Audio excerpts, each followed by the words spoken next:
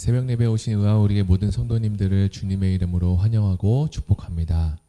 2021년 1월 11일 오늘은 누가복음 4장 31절에서 44절의 말씀을 가지고 한적한 곳이 계십니까? 라는 제목으로 하나님 말씀을 나누겠습니다. 먼저 제가 성경 봉독해 드리겠습니다. 갈릴리의 가버나움 동네에 내려오사 안식일에 가르치심에 그들이 그 가르침에 놀라니 이는 그 말씀이 권위가 있음이로라. 회당에 더러운 귀신 들린 사람이 있어 크게 소리질러 이르되 아 나사렛 예수여 우리가 당신과 무슨 상관이 있나이까? 우리를 멸하러 왔나이까? 나는 당신이 누구인 줄 아노니 하나님의 거룩한 자니이다. 예수께서 꾸짖어 이르시되 잠잠하고 그 사람에게서 나오라 하시니 귀신이 그 사람을 무리 중에 넘어뜨리고 나오되 그 사람은 상하지 아니한지라. 다 놀라 서로 말하여 이르되 이 어떠한 말씀인고 권위와 능력으로 더러운 귀신을 명함에 나가는 도다 하더라. 이에 예수의 소문이 그 근처 사방에 퍼지니라. 예수께서 일어나 회당에서 나가사 시몬의 집에 들어가시니 시몬의 장모가 중한 열병을 앓고 있는지라. 사람들이 그를 위하여 예수께 구하니 예수께서 가까이 서서 열병을 꾸짖으신데 병이 떠나고 여자가 곧 일어나 그들에게 수종드니라. 해질 무렵에 사람들이 온갖 병자들을 데리고 나아오매 예수께서 일일이 그 위에 손을 얹으사 고치시니 여러 사람에게서 귀신들이 나가며 소리질러 이르되 당신은 하나님의 아들이니이다. 예수께서 꾸짖으사 그들이 말함을 허락하지 아니하시니 이는 자기를 그리스도인 줄 알미러라.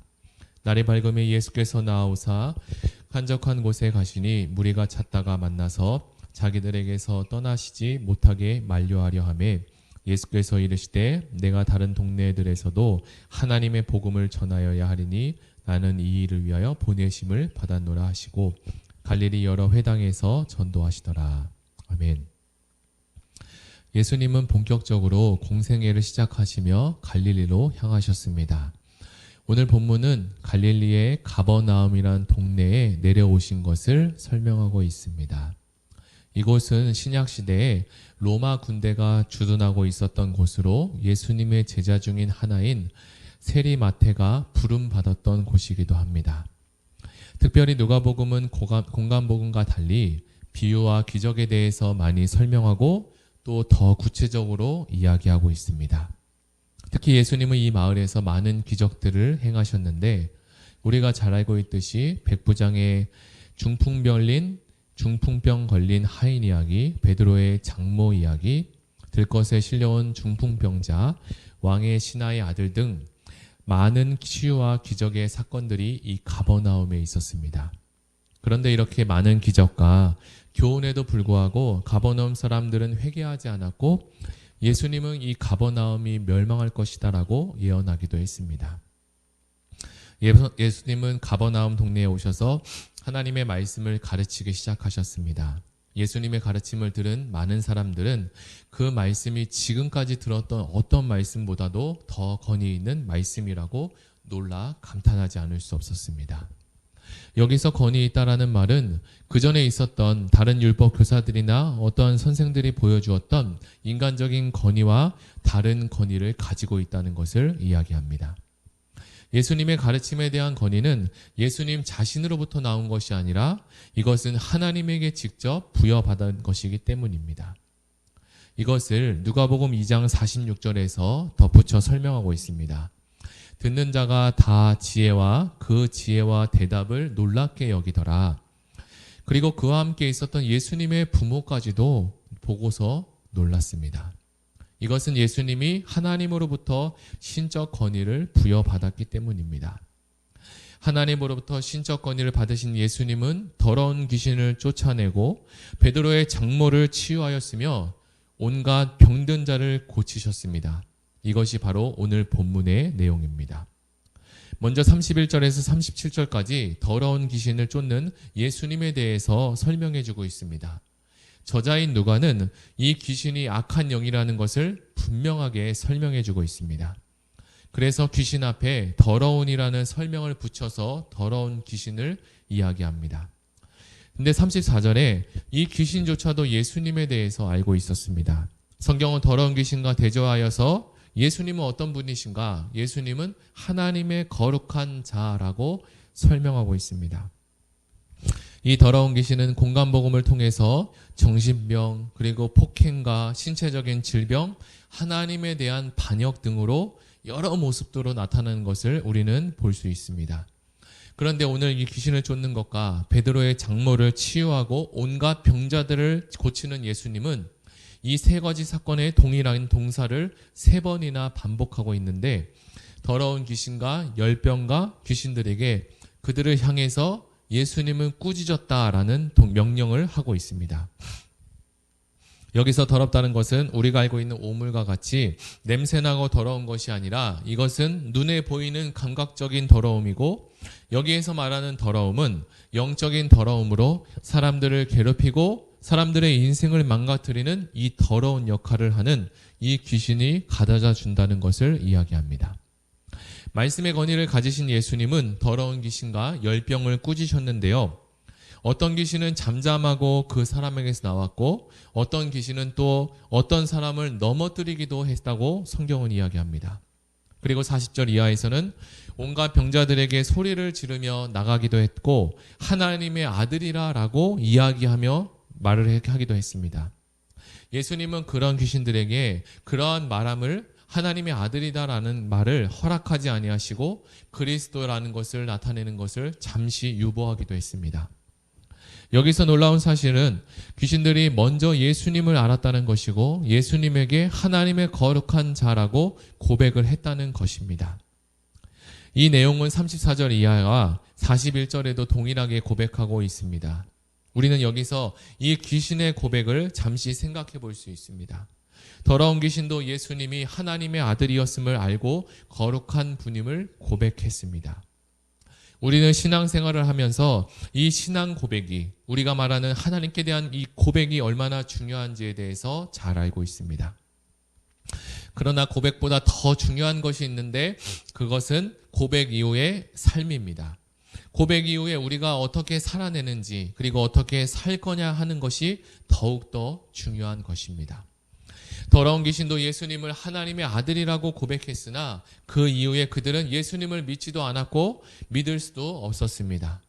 우리는 예수님을 처음 만났을 때 그 회개의 고백과 감격의 고백을 잊지 않고 있습니다. 그것을 잊을 수가 없습니다. 이것은 동서양을 막론하고 하나님의 자녀가 된 모든 사람이 동일하게 고백할 수 있는 감사의 고백입니다. 물론 사도 바울도 예수님을 만나서 한 그 고백, 그리고 베드로가 예수님을 만나고 나서 주는 그리스도시요 살아계신 하나님의 아들이다 라고 고백한 그 고백 말입니다. 그래서 우리는 이 본문을 묵상하면서 고백 이후의 삶이 어떻게 되느냐가 중요한 것임을 다시 한번 생각해 볼 수 있습니다. 예수님은 열병의 문둥병자를 고치신 사건을 우리는 잘 알고 있습니다. 그러나 그 문둥병자는 고침을 받고 이 놀라운 고백을 했을 것입니다. 지나가는 사람들을 붙잡고 내가 고침받았다, 그리고 가족들에게 내가 고침받았다라고 자랑을 했을 것입니다. 그러나 정작 고백 이후에 이 문둥병자 9이 와야 할 자리와 행동은 바로 예수님 앞이었습니다. 그러나 그 9은 다 어디로 가고 한 명만 예수님께로 나왔습니다. 다시 성경 본문으로 돌아가면 예수님은 하나님 나라의 복음을 전하시며 많은 병자들을 고치시며 한적한 곳에 가셨습니다. 예수님은 이러한 많은 사역을 하고 많은 사람들을 고치신 이후에 왜 한적한 곳에 가셨을까 궁금해졌습니다.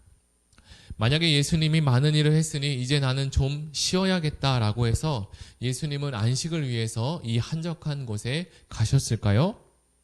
오늘 누가복음은 이 부분에 대해서 설명하고 있지 않지만 마가복음 1장 35절에 보면 마가는 이렇게 기록합니다. 예수께서 일어나 나가 한적한 곳으로 가사 거기서 기도하시더니 라고 기록합니다. 예수님은 많은 일을 했으나 쉬러 간 것이 아니라 사역을 마무리한 후에 하나님께 기도하러 갔습니다. 그렇다면 예수님은 무슨 기도를 했을까요? 성경에 기록된 것은 아니지만 생각해 보건대 예수님은 고침받은 사람들을 위해서 기도해 주셨을 것입니다. 그리고 연약한 그들의 병이 다시 생기지 않도록 위해서 기도하셨고, 병보다 더 중요한 그들에게 하나님 나라의 복음을 가르치고 선포한 그들이 예수님을 통하여서 하나님의 나라의 복음을 알고 그 복음으로 살아가기를 원하는 그 원함을 놓고서도 기도하셨을지도 모릅니다.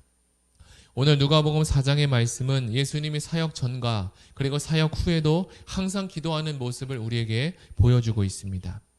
반면에 공감봉으로 우리가 만났던 제자들은 예수님과 함께 기도하러 갔다가 기도하다가 잠이 들기도 하고 또 예수님과 함께 그 안에서 다툼과 싸움도 일어나기도 했습니다.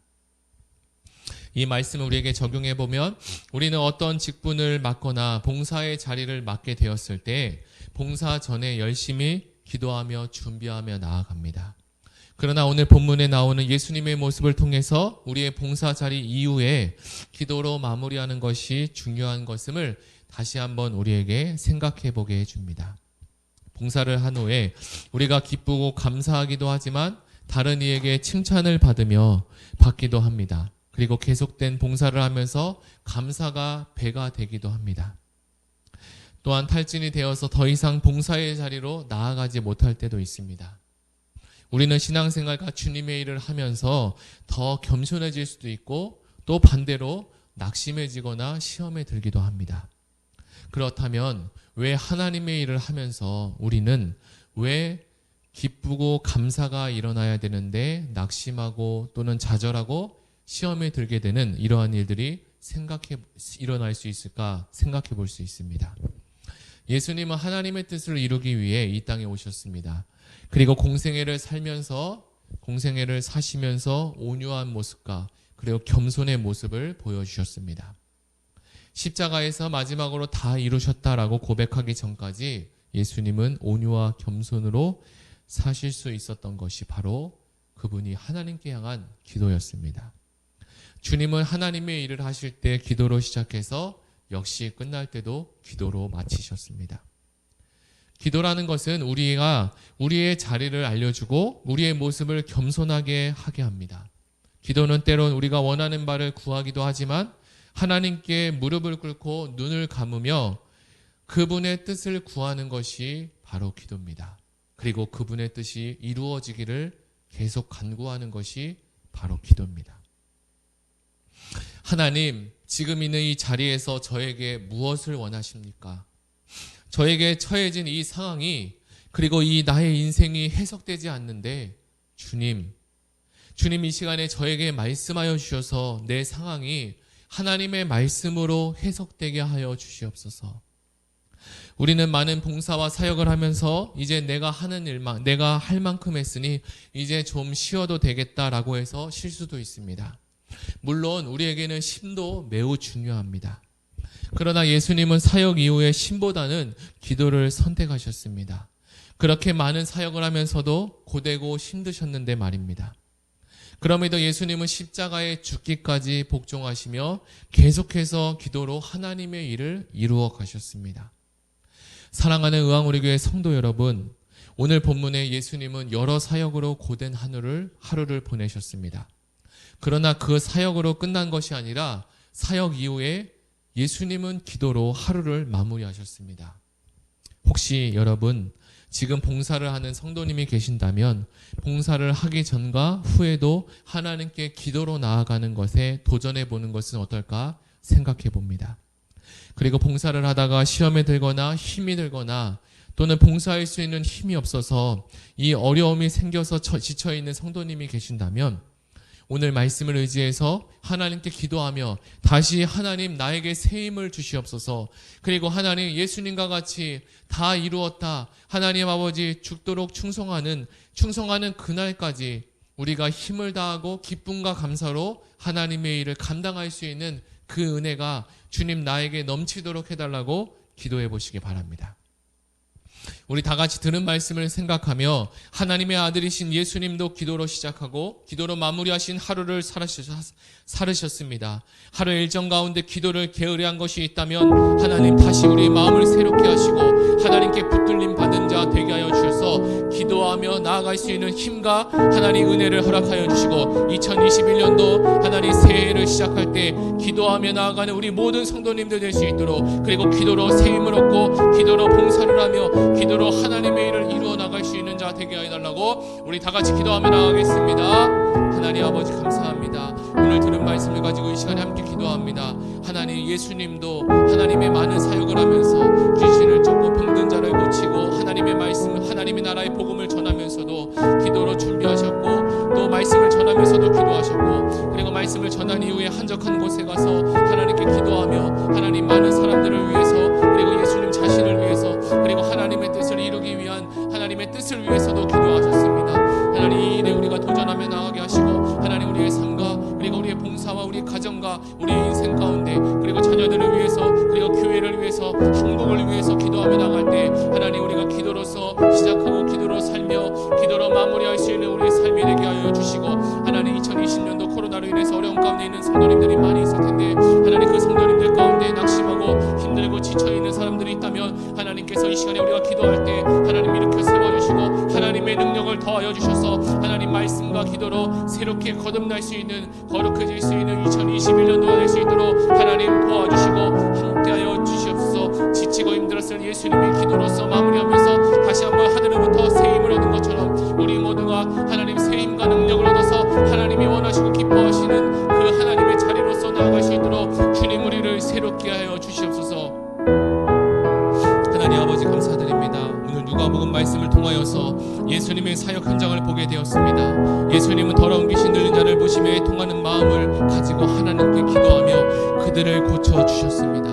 우리 안에도 마음의 병과 육신의 병, 영적인 병이 있다면 주님께서 이 시간에 고쳐주시고 새롭게 하는 놀라운 은혜가 넘치도록 축복하여 주시옵소서. 그리고 예수님을 닮아 우리도 기도로 하루를 깨우고 하루를 기도로 마무리하는 시간이 되게 하여 주시옵소서. 주님 홀로 영광 받아 주시옵소서. 감사드리며 예수님의 이름으로 기도드립니다. 아멘. 다 같이 들은 말씀을 생각하며 이제 개인 기도하시겠습니다.